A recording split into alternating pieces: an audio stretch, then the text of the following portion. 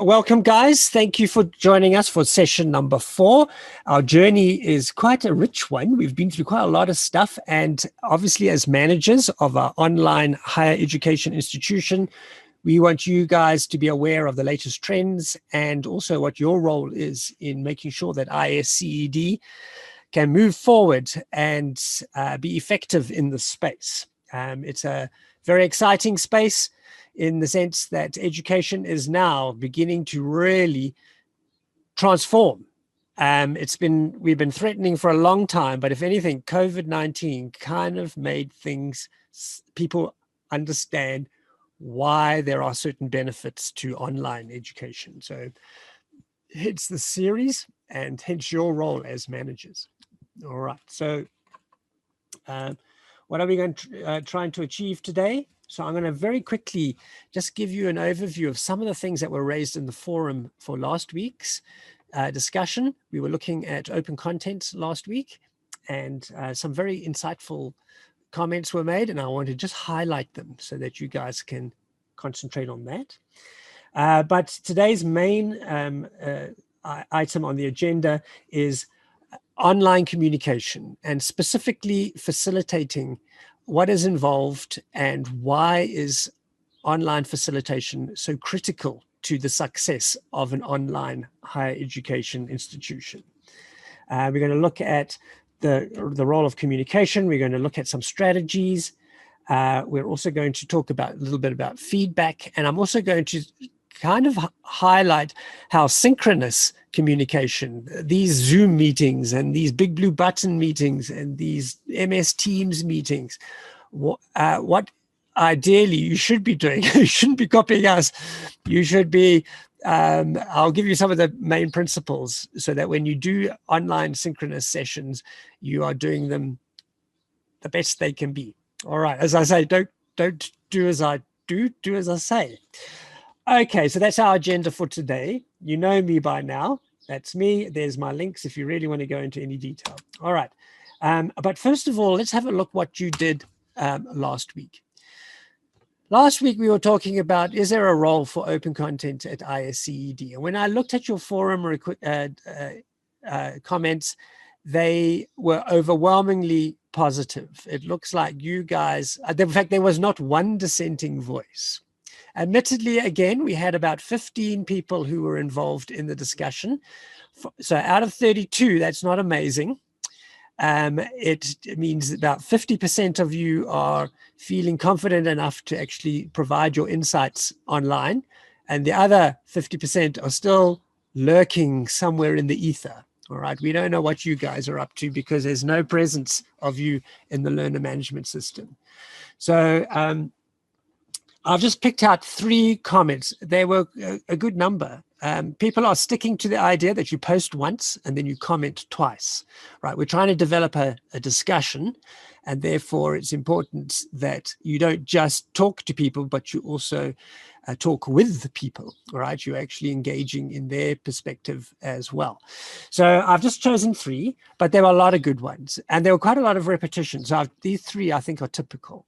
All right, so Antonio, when he was asked whether he felt that there was a place for open content at ISCED, he said very definitely, and he gave reasons why he felt, not just yes, he said there are problems already. He said getting traditional textbooks, hard books, paying up for repositories, etc., are just too costly and not very cost effective.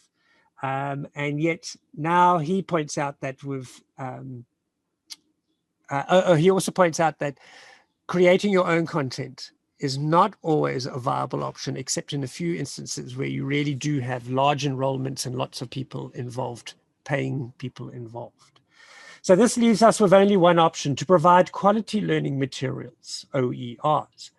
But for this to happen, an implementation strategy is necessary. So as management, then you guys are going to have to say, oh, is this something we need? Do we need a policy? Someone else later on, no, Antonio also says, we need a policy on OERs, and then we need an implementation strategy.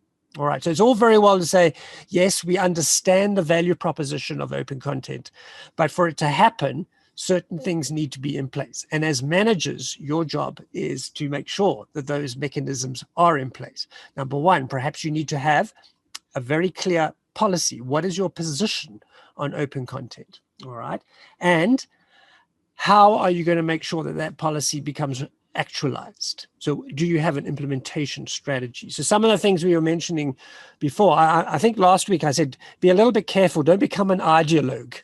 Don't say, oh, we are only doing open content. I think you need to be astute. You've got to be pragmatic. And so I would say that in your intellectual property policy, you should have maybe an opt-out clause for all your materials being fully copyrighted. I think it was Martin mentioned last week that when the staff sign, they sign a contract, there's a very strong IP component to that, to various clauses of that contract, that everything that's produced within ISCED during their employment, the copyright belongs with the institution, which leads on to the fact that it's most likely everything that is produced at ISCED is fully copyrighted. All right. But is this where you want to be? If you're going to start embracing open content, then you need to have a much more a looser engagement. Maybe have the option that people can opt out. So you can say that certain courses we're going to release as open content, and we're going to, obviously those courses that we have adapted from open content needs to be licensed with an open license. So yeah, I think you guys need to spend some time then, if you're serious about this. And the 15 people who were commenting in the forum seem to imply that they were.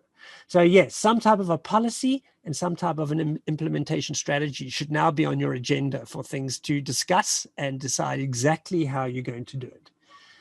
And then Antonio also pointed out, and it wasn't just Antonio, quite a few people did this. They mentioned that training is essential, both for staff and for students. There needs to be a more general awareness of OERs within the institution, their potential benefits, their potential challenges. There are many challenges, all right? But at least then people are working from a position of awareness. Okay. I also liked Giles' comments. He said, yes, OER are an option and can reduce costs. So again, be a little bit careful. I did mention last week that initially the cost of developing any online content, never mind open content, but any online content is initially quite high. You've got quite a lot of team players to coordinate. You've got multimedia to build. You've got instructional designers involved. You might have translators involved. On top of your content expert and so on. And don't forget your platform administrators, etc. So initially the costs can be quite high when you're developing a new digital course. But the beauty of OERs is that because a lot of the content has come from elsewhere, it can be very quickly adapted and incorporated, and therefore can reduce costs to an extent. The payoff comes down the line. So when you redeploy a course, then obviously it's much, much cheaper the second, third, fourth, and fifth time round. You just need to tweak it slightly. So nice comment there. And then he also mentions, if we produce quality material, we are in a position to share it. And I like the ethos of that. The idea is that, yes, you can be consumers of open content, but then ideally you should also be contributors as well. So nice. I like that idea. And they do go together. If you're going to really get the benefit of OERs, part of the benefit is releasing your materials to the world. Everyone in the open community recognizes your quality work. It rubs off. Oh, yes, no, they produce good stuff, and so on. All right, and so keep that in mind.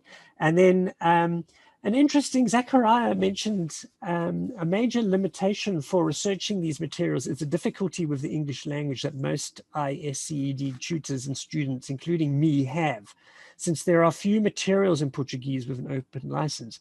Therefore, the training of tutors in English is necessary. All right, and I think that's something you guys need to discuss. Is this a policy directive? Are you going to favor people when you employ them who can converse comfortably in English? Is that something you think is important? We did say that one of the obvious ways to make OERs work for you guys would be just simply to translate it from English into Portuguese. Then wouldn't that negate that problem? I don't know. That's something you guys need to think about carefully and consider. All right. Before we go on to the main program for today, are there any comments about OERs and open content in general, last week's work? You can either raise your hand or you can key your mic, because there's not that many of us, or you can put it in the chat.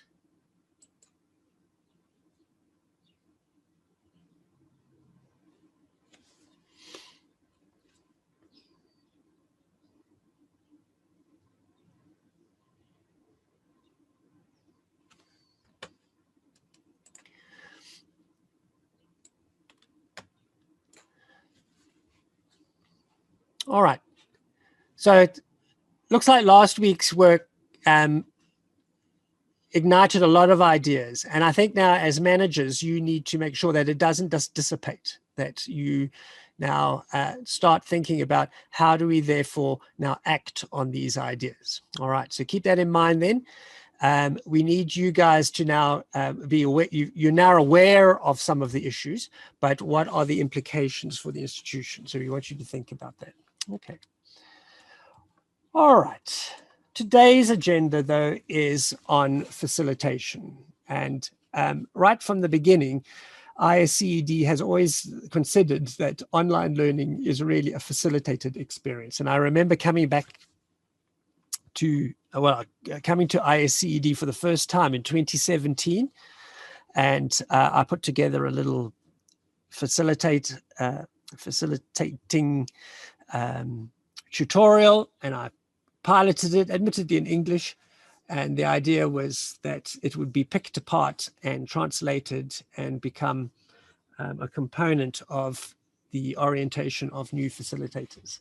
So I know that you guys have always championed this idea that it shouldn't be a completely standalone courses, that there is a role for facilitators. However, what I did pick up at that meeting was that there's very different ideas of what facilitation actually is. All right, so my interpretation was much broader than perhaps was being interpreted at the time. And I haven't been back, so I'm not really clear if we have parted, if our views have come together, or whether we remain a little bit different. Okay, so I've on the screen at the moment, I've put a little an advert blub. It's one of these infographics. Is online learning right for me? What are the pros? If you are learning online, there are minimal interruptions. I'm not so sure about that, actually. People can easily shout up to me and say, hey, I need X. But anyway, no travel time or costs is a big saving for many students, all right? And I know some students have to go and live on campus because they're so far away from the institution that they've chosen to study. Convenience, it is. You can squeeze it in whenever it's possible. You have a lot more convenience. Flexibility. The very good online designed courses provide enormous amounts of flexibility. Okay, we've got to just not fall into the trap of keep putting up barriers to entry, barriers to what is allowed and what's not. We can't let brick and mortar style teaching now impact on what we are doing, because we don't want to lose that advantage of flexibility. Overall cost, well, I've mentioned that already today, be a little bit careful of that, but yes. Accessibility, a lot more people can access the materials than was previous with brick and mortar. All right, the cons, and this is why I really put this picture up, is I want you to consider the cons. No instructor FaceTime. FaceTime, face-to-face, is still the most powerful way that you can educate someone, all right? A one-on-one tutor is possibly the best way to do something, but it is exorbitantly expensive.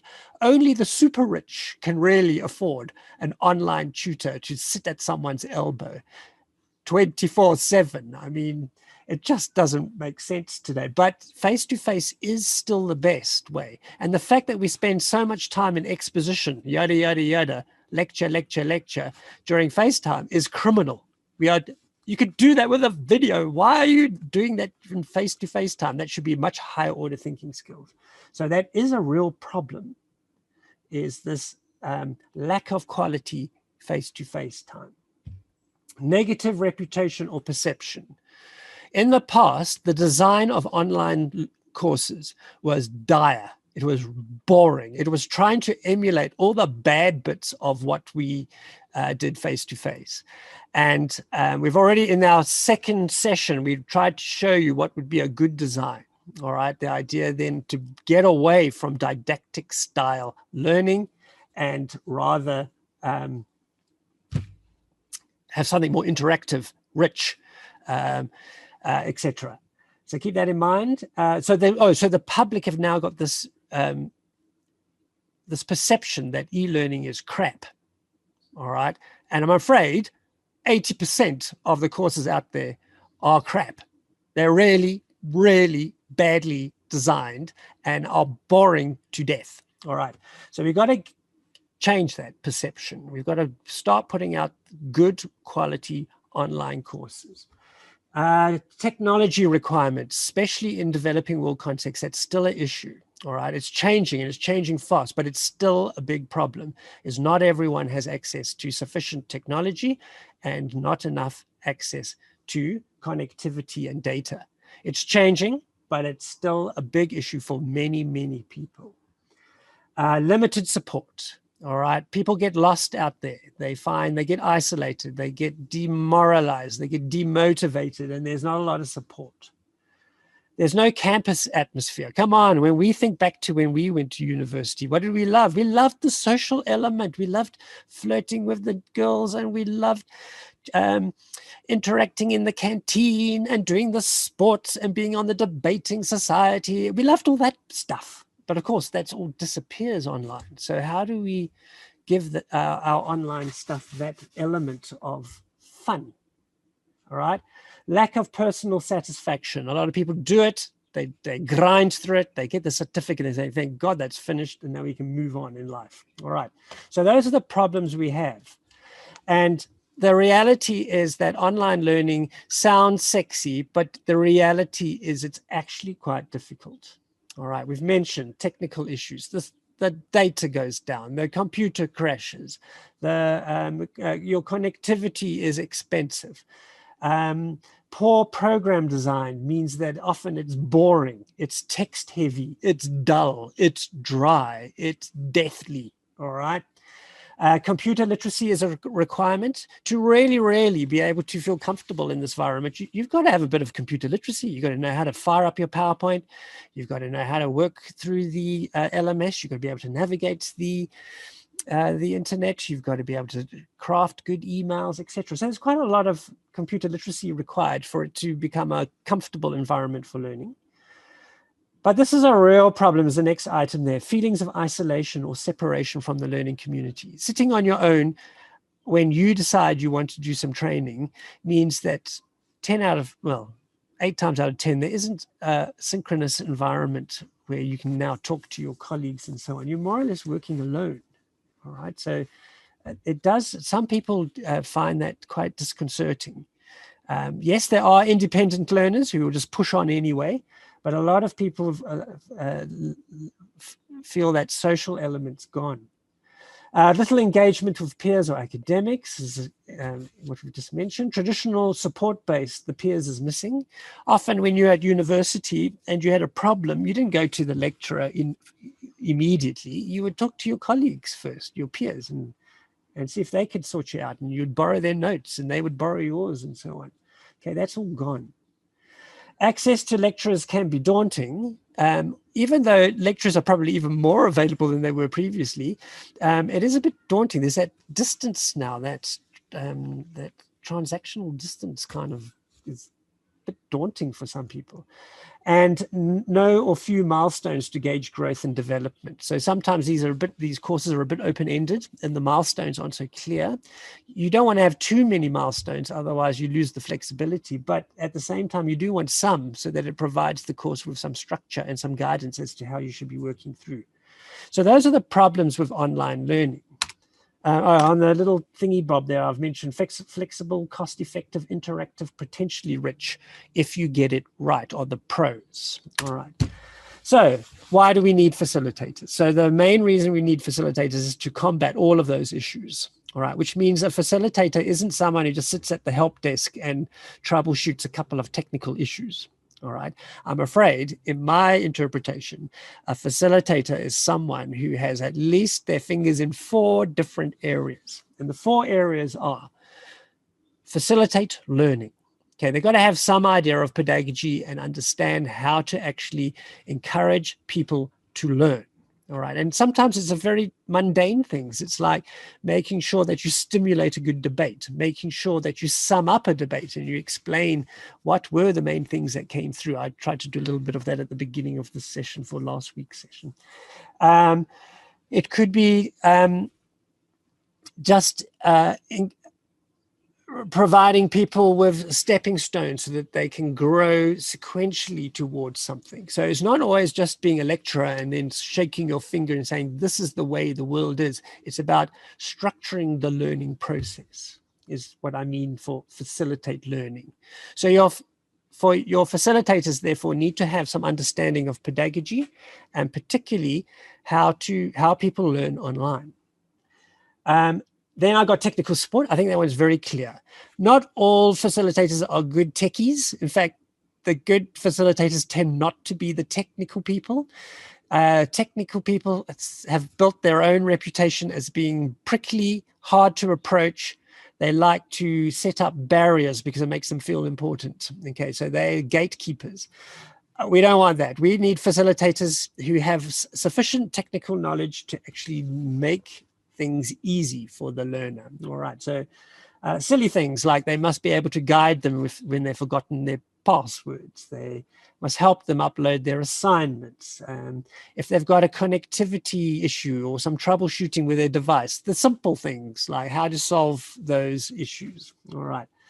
Then we've got the third area where our facilitators need to be on point, and that is as managers. All right, so every course has a whole load of managerial issues, making sure that people have submitted their assignments on time, making sure that those assignments are graded, making sure that the students are working systematically and in time and potentially in sequence through the materials.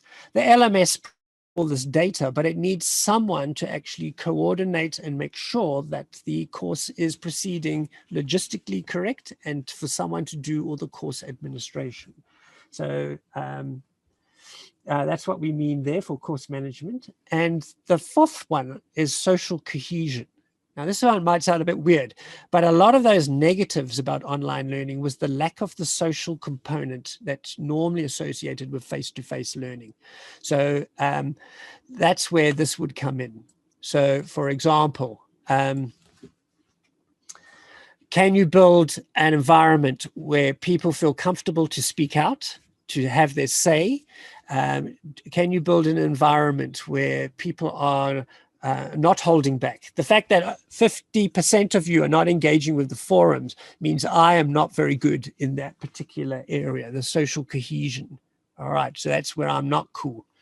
By now, if I was good, I would have you all running around that forum and chatting and discussing and so on. So yeah, don't do as I do as I say. And so the idea then is also what happens when conflict flares up in a forum discussion, for example. Maybe it gets a bit touchy. Maybe it's about religion or gender or something. And then, all the issues come out and people get offended and so on. So then as a facilitator, you need to be able to get in there and actually sort it out in such a way that everyone is all lovey-dovey again and back to being supportive of each other in the learning environment. Okay, so a good facilitator then can work in all of those 4 areas. And as I've pointed out, it doesn't just happen, all right? It's going to require a little bit of getting used to. Here's just a couple of examples. Technical, ensure all students are enrolled and can access the platform. Academic, create opportunities for students to demonstrate understanding and demonstrate their proficiency at skills, etc. Activities should be challenging but attainable. Facilitate rather than lecture. So again, you can see I'm not very good at that. That last bit, I like to yada, yada, yada. All right. Social, activities should be designed to welcome and encourage students. Provide activities that help students to establish their online identities and provide opportunities to interact with others. So the fact that we are still separated by virtual distance doesn't mean that we can't have that social cohesion. We, as the facilitator, needs to help set that up. Create a caring and nurturing online learning environment where students enjoy the learning experience. And then the managerial, check that everyone is progressing through the materials, that they submit their assignments on time, and that you chase up any of the students who are at risk. So in Moodle, for example, we've got that course completion module. So hopefully that's turned on in all of your courses, and then you can see who is progressing nicely through all the different pieces in the course. And it's the facilitator's job to check on that and then chase up those people who are falling behind. Okay, all right. A lot of people have thought a lot about how do all those pieces fit together. All right, so we're going to look at one model. There are many, but we're going to look at one because this one gets a lot of attention. It's called the 5-stage model. It's by Salmon. Salmon? Okay, she's British. She's got a broad accent. And she's come up with these stages. She says that those 4 elements, the managerial, the technical, the social, the learning component, change. It's not all required all the time. The relationship between those things change. So she says that a facilitator should be aware that there are actually 5 levels of facilitation, and your role changes in each of them. So the pink stuff on the slide is the technical. What are you doing as a techie type person? And then the blue is what are you doing in terms of all the other components, so the social, the managerial, and the learning. And you can see there, so to begin with, there's quite a lot of technical stuff, setting up the system and accessing, but as a facilitator, you're also trying to encourage and create this warm and conducive environment for learning, welcoming and encouraging.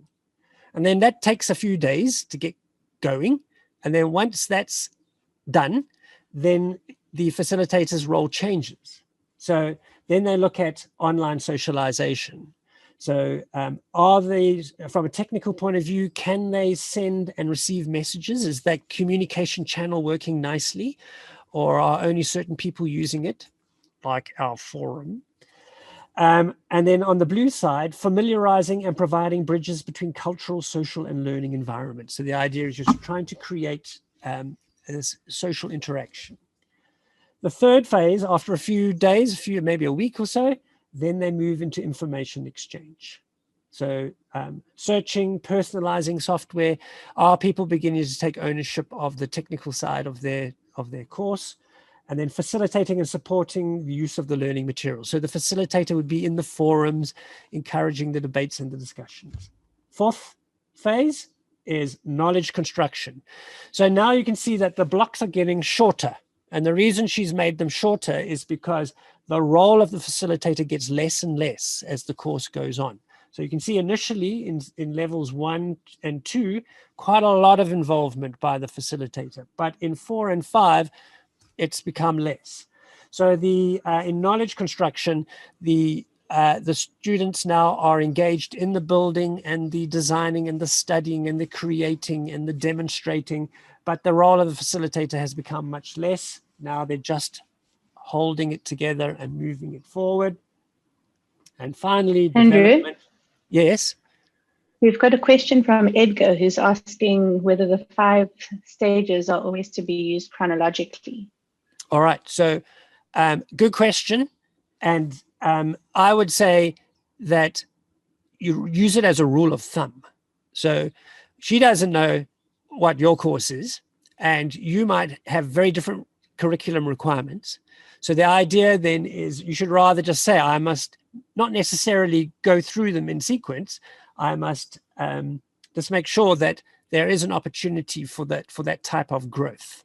All right. So I would say no, be a little bit careful of using any model slavishly.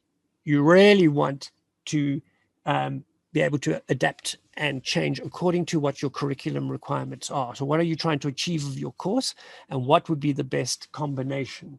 She's just trying to illustrate that initially a big role for the facilitator, where you're trying to set it up technically and from a learning environment position. But then as time goes by, you more or less hand responsibility over to the students. They get on with it. They demonstrate that they've done the learning and that they can do the doing, etc. And your role becomes, the facilitator's role becomes less and less. And so that last one, development, is more or less, you're just keeping an eye on things. Okay, did it answer the question? Cool. All right. I see Edgar's nodding. Okay. So much for face-to-face. Hey? All right. So as management, what does all this mean to you? I mean, you're not going to be facilitators. Or maybe. But what does this mean? So it means then that when you're thinking about your online learning courses, when the design is happening, you should also be thinking, are our facilitators capacitated to actually support this role? Okay, so for example, you might be using the same facilitators for different academic courses, but have they been briefed on how that academic course works? Okay, so they don't have to be experts, but they've got to understand the pedagogy that is required for that course to work properly. And therefore, so they might not have content expert knowledge, but they need to be able to say, well, from a learning perspective, this type of thing should happen next. They've obviously got to have a little bit of technical skill. They've got to have a little bit of an understanding and access to all the various different tools in the LMS. For example, if the facilitator is tracking movement through the course, they need to be able to understand how does the course completion statistics work, and then what is the protocol when I see that someone is at risk? What am I supposed to do? Okay, so and we want them to be proactive. I got the feeling when I was there, but admittedly a long time ago, that it was very much up to the student to phone in to be able to be guided, rather than the other way around. Really, the facilitator should be doing a check and going, these 20 students are at risk. I need to chase them all up. Okay, so keep that in mind then. All right, communication style, nurturing.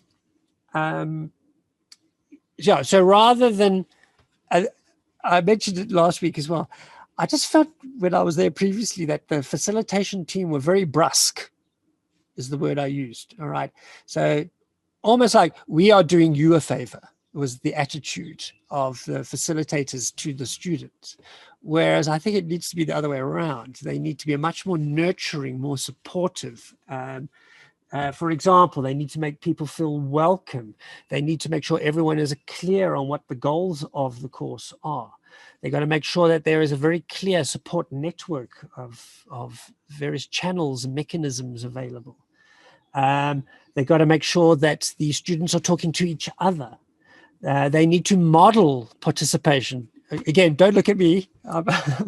Do as I say, not what others do, right? But they should be modeling good technique so that the students see what is required.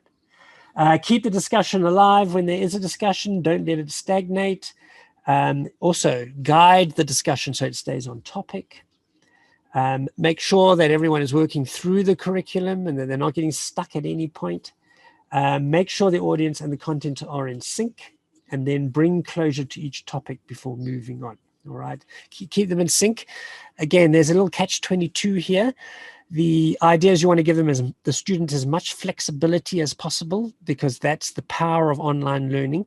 But you don't want them to be so disparate that they can't help each other either. So you kind of want to shepherd them so that they're still more or less together, so that they can ask each other questions and support each other as well. If they are just so far away, then others way up there, then the chances of them helping each other becomes less. And then bring closure. For example, even a discussion in a forum needs to be brought. You've got to summarize what was said, what are the main points, and actually, oh, I see mine saying that the subtitles aren't coming up. Okay, looks like it's come back a little bit. All right, and just again, a facilitator. I'm going to just show you another model. I showed you Merrill's first principles, I think, in module 2, in webinar 2. Here's a different model. This is called ARCS. It's basically, ARCS stands for Attention, Relevance, Confidence, and Satisfaction. It is a learning design model which is really centered on how do we keep students motivated. And I think that's our big problem with online learning, is that it's just too easy to drop out.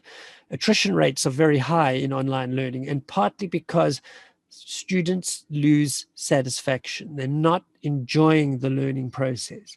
So this ARCS model tried to provide, well, it does, some suggestions about how your courses should be designed if you're worried about student motivation. So as ARCS really stands for attention, relevance, confidence, satisfaction. So you start with attention. And it says, for example, are you making the students interested in the course? Is there an opportunity to make them inquisitive, to arouse their curiosity? So that section on attention then is designing your course so that it actually engages people in their attention initially. All right. This overlaps with all those other learning models, but that's quite interesting that his name was Keller, who came up with this model. It's interesting that he also identifies this idea of getting their attention right up front. And this would be the facilitator's role, would be to kind of get this type of activity going. Relevance. Are they clear what they're trying to achieve? Is their goals clearly identified? Are we matching the objectives to the student needs, especially as adult learners? We know adult learners are motivated when they can see relevance in what they're doing. Why am I studying this? Because this is going to provide X to me. So they need to be able to see why what they're doing is relevant to themselves. Okay, we need to make that clear. When we go on to things like confidence, are we providing challenging and meaningful opportunities for successful learning? So if learning is too easy, it's boring. If it's too hard, it's daunting and it puts people off. So we got to find that level where people are challenged, but it's all attainable, so that they feel that they're growing, that they grow in confidence as they become successful as they work through the various sections of the course. So that's the idea of confidence.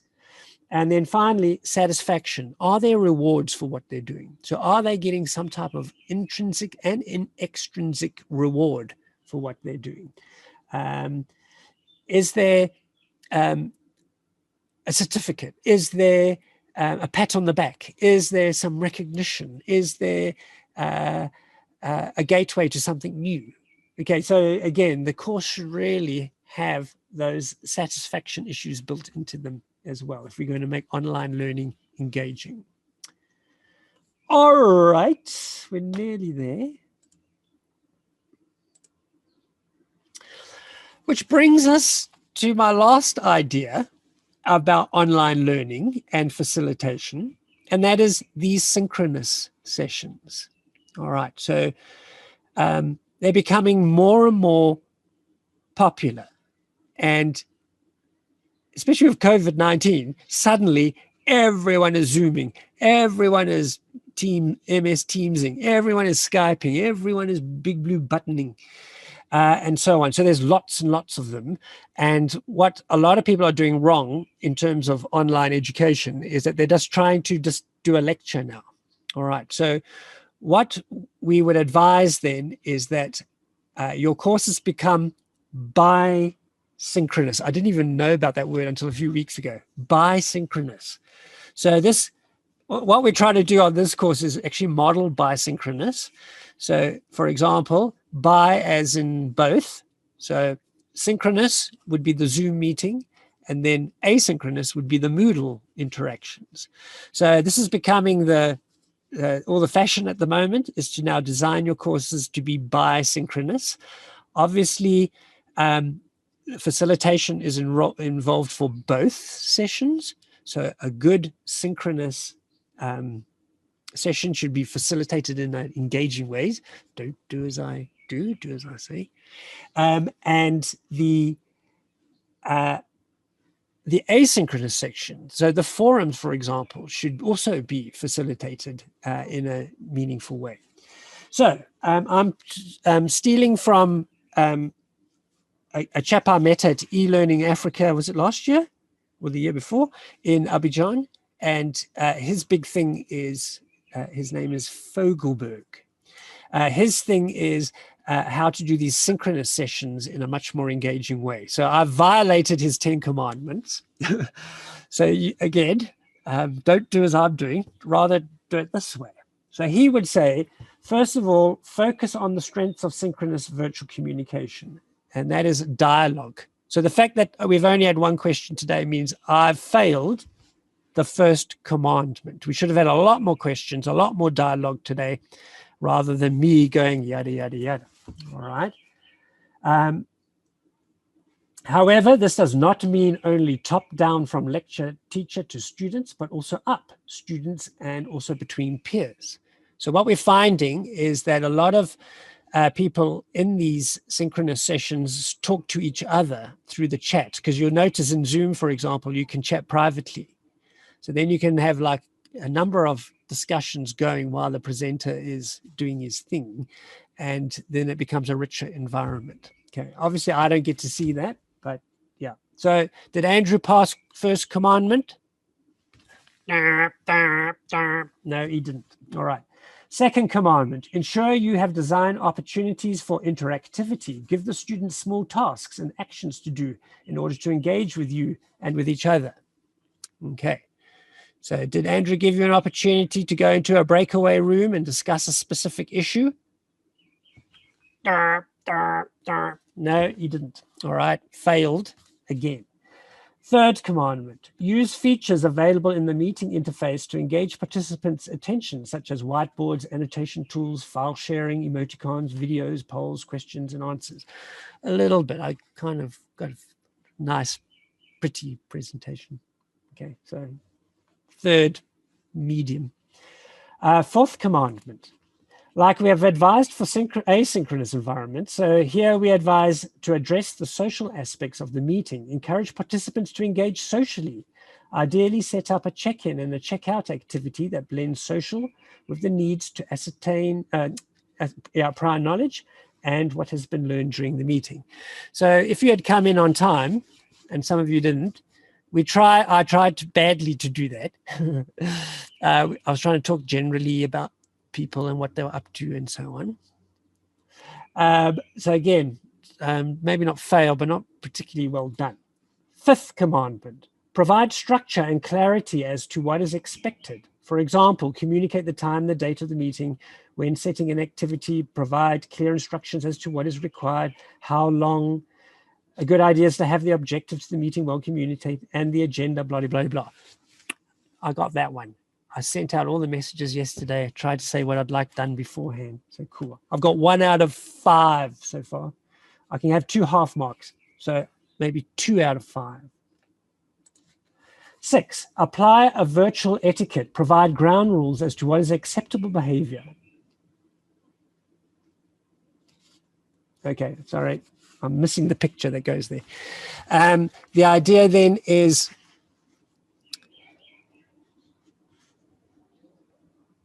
I think we've done this quite well. At the beginning of the first webinar, we set some rules and what we wanted, etc. And so I think in terms of providing the etiquette, we've gone quite smoothly. So I'll take another half mark for that one. 7, keep it short. Use energy breaks. If sessions are 90 minutes or longer, then you need to give them a 5-minute break. All right, so luckily we keep ours definitely under 90, but it is a bit of a train. They just keep coming and I keep moving on to the next thing. Occasionally I get interrupted when someone asks a question, but not great. But at least I don't have to go and give you a break. If your platform has them available, use the virtual breakout rooms and encourage discussion between peers. So no, didn't happen.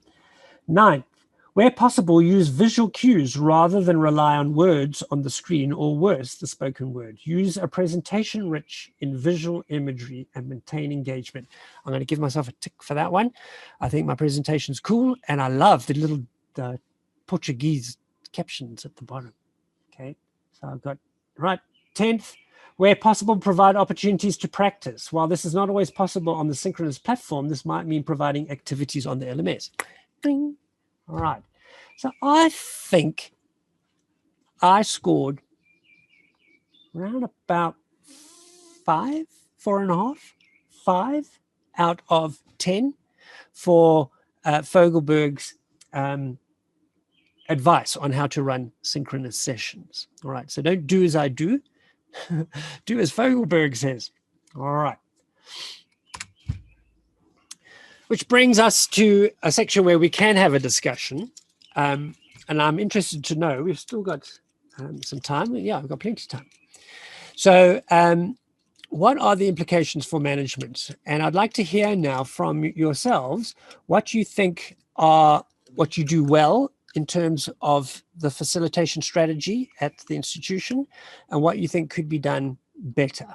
All right. Should we try and use the breakout rooms? Should we, as I scored so poorly, should we try that?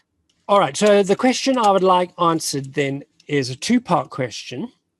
Of what you heard today about the ideal facilitation skill sets, what do you think you do well and what do you not do so well? And as I got roasted in the last thing, I'm going to put you in a breakout room with a random partner and you've got 5 minutes.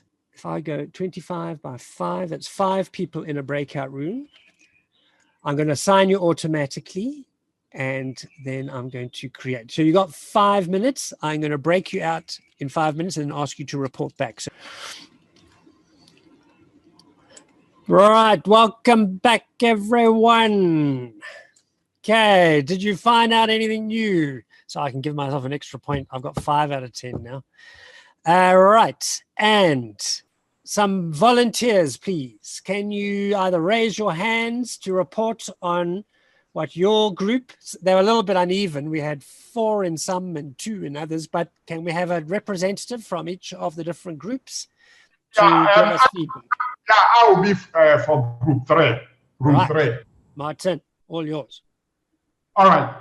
Okay, what we came up with was, it said we have a good structure for facilitation. I mean, we have the coordinators, the tutors, and then the help desk. These 3 units act as the facilitators. But sometimes there is poor communication among these units. And that is the bad part of it. So good communication among the units and also good communication along the chain of command, because at times the department heads don't get to know what is actually going on. And I gave an example of something that happened recently about exam publication, which some people even didn't know that the results were published and other issues. So good communication among these units should be done so that they can all be on the same page to enable their work benefit the student as them being the facilitators. That's what we came up with. So tell me again, you said there were 3 components to facilitation. They were? Yeah, that we have the coordinators. The academic coordinators. The academic coordinators, the tutors, and then help desk. Technical. Yeah, they take care of the technical aspect. And then the coordinators and the tutors take care of the academic aspect. Okay, cool. Sounds good. But okay, I hear you saying that sometimes there's a breakdown between them, whereas I was trying to imply that they need to be integrated. Okay, cool. There should be a very good communication between them. All right, what another team? A volunteer, please. Edgar, you're on. Unmute yourself, that's it. Okay, I think it's quite this in some points, quite the same as what Dr. Martin said. I would say there is a triangle. There's a triangle with tutors, students, and the material, I'll say the platform. So basically, the problem is in the human component, like between tutors and students, and tutors themselves, and students themselves. Maybe it's the social component that we should to work more on. I think in this case, what we need to do is to promote this side. We have structure for that. We have, for example, we have the help desk, we have the tutors themselves who can directly interact with the students and communicate more. And we should create more spaces for communication. For example, activities, there should be, and also really take advantage of the tools we have for such. Yes, thank you very much. Basically, that conclusion. Thank you. Right, who else we got as volunteer? Oh, there's a hand, Amilcar. Oh no, you're clapping. You're clapping. Which team were you in? And then Andre, are you going to speak? Who's going to speak now? All right, let's go for Andre. Andre, okay. Andre Xavier. Okay. We think that one of the challenge for us is the communication. It's true that the tutors, they work in individual pathway. Between them, there's no communication. And another point is when we talk about communication, they focus on the platform. They don't think on another alternatives of communication like emails, cell phones, and video conference like this one, Zoom and Google Meet. They only focus on platform. Check the forum, check the answer, and give a rank for the answer. I think that this kind of approach will weakness the learning, because if the students only think on the platform, you will not socialize in a very well with others, because the platform, it's not designed to socialization. It's designing tasks. Task 1, task 2, task 3, in the final mark. That's the idea of the platform. So we have to think our model looking around, not only in the platform. Why I'm saying that? For example, if you take a look at our tests in the platform, they are the same question or the same subject that you will find in the manual, the book. We got a book, and everything it's around the book. There are few tutors that will take topics from another source. And our books are getting outdated. We are not familiar with open source materials, that's true. And we are wasting a lot of time using outdated materials. And I think that open source materials are very useful. Maybe if we change the way we see the things, we'll try to move on, forget the book, because the book, it's not everything. Our books like a Bible. We cannot teach you with Bibles. Forget the books and try to go to move I can say to another source of knowledge. I think that's the big problem we have. Sorry, my English not very well, so I have difficult speaking English. But I think that the main people will understand what I'm trying to say. Thank you. Your English is excellent, and you put me to shame. So that my Portuguese is boom dear, and that's it. But thank you. I noticed that. All right. So you're saying then there's slavish adherence to just the core materials without expanding and bringing them up to date. So I hear that. You also mentioned the social component seems to be missing, that there's not a lot of that, and that even the mechanism of delivery, it hasn't really adopted like a bisynchronous approach. It's still very much what's on the platform. The Moodle is it. Okay, I hear that. Right, who's next? We need another report back.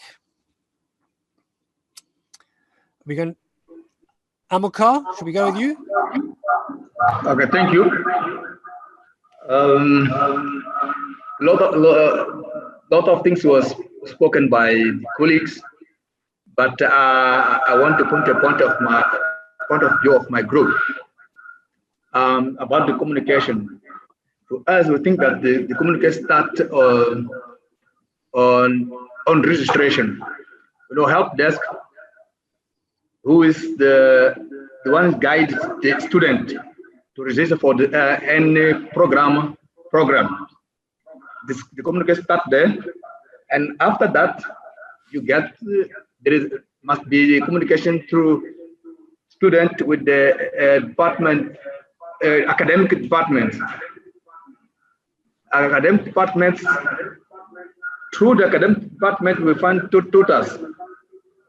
The tutors and academics and the help desk, they make a circle of communication. And then through what? Through the platform, that is technical issues, and the materials which are of each course. Because the material of each course, there is at the platform, and then the tutor deal with the material on the platform, the student deal with the same material.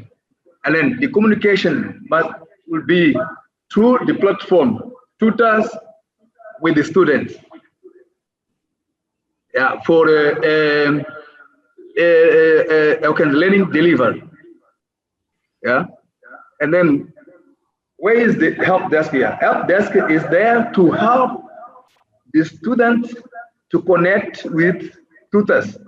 Sometimes you can see the student couldn't connect with the tutors, couldn't connect with the academic department, and then here the main or the important person here is the help desk, which can advertise to the tutor that the student is waiting for and feedback, and then the tutor can ask the help desk that the student doesn't give an answer or his feedback. And here, my colleagues spoke about the triangle, Edgar, and for me, I can say the circle, the closed circle. It's always going around in some way, and then the goal for the important point is in the center, that is a student. Okay. Thank you. Right. Okay. So also issues around integration of the different responsibilities so that it's more seamless. And you're also making a big case that the students need to be at the center of the learning rather than just a recipient of the support services. Okay, thank you. Who's next? We got one more at least, I think.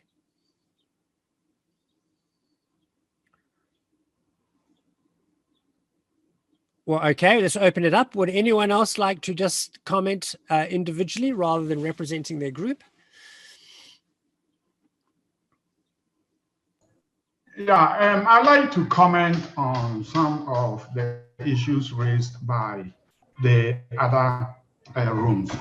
I mean, especially, let's go back to what Andrew mentioned about the bisynchronous, which I think is very, very important as a tool, because as it is now, it seems to be there is an over-reliance on the platform, the Moodle platform, and that is what is making learning boring to students, and also making either the coordinators or the instructors or the tutors, their job, they get overwhelmed about what to do. Because let's take an ordinary face-to-face with other big universities which can hire teaching assistants and course assistants. I mean, some of us have taught very large classes whereby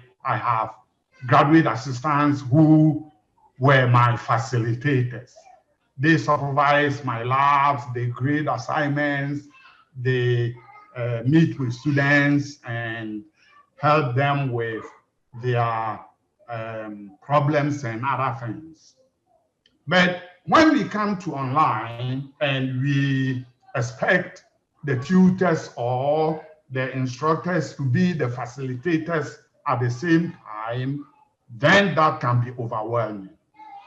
If we expect the coordinators to be only the facilitators, it will be overwhelming for them. So that is where the teamwork and very good communication comes in. So that if we are able to adopt the bisynchronous approach and also very good communication, I think we can get a good work done. So because of this, I've presented to the administration for ISCED to subscribe to the enterprise version of Zoom, which tutors and instructors and coordinators can use so that we can implement this bisynchronous sort of facilitation instead of depending only on the platform, which can become boring and very less effective as time goes on. Right. And yes, that's the catch. You can, the recipient only needs to have a free app on their device, but it would mean ISCED would need an enterprise or a paid subscription. And then you get all this additional education tools like the breakout room, for example, comes when you've got a proper subscription. But I think I would endorse Martin's belief that if we keep focusing only on like a static Moodle environment, unless the course is really well designed and full of rich multimedia components, it can become very dry. And at least with a synchronous component to your course, then you can rely on the characteristics of your facilitator or your presenter or your content expert or whoever's driving the process to try and make it a little bit more exciting, someone a bit more exciting than me. Yeah, I also think that it's the best of both worlds. You get, they can still have the flexibility of the asynchronous component, but it's a nice way to put the milestones in place that people at least come together for the synchronous sessions where you can build a little bit of social into it, but you can also keep everyone in sync, which is what I was saying earlier. It's sometimes difficult. All right, any other observations or comments?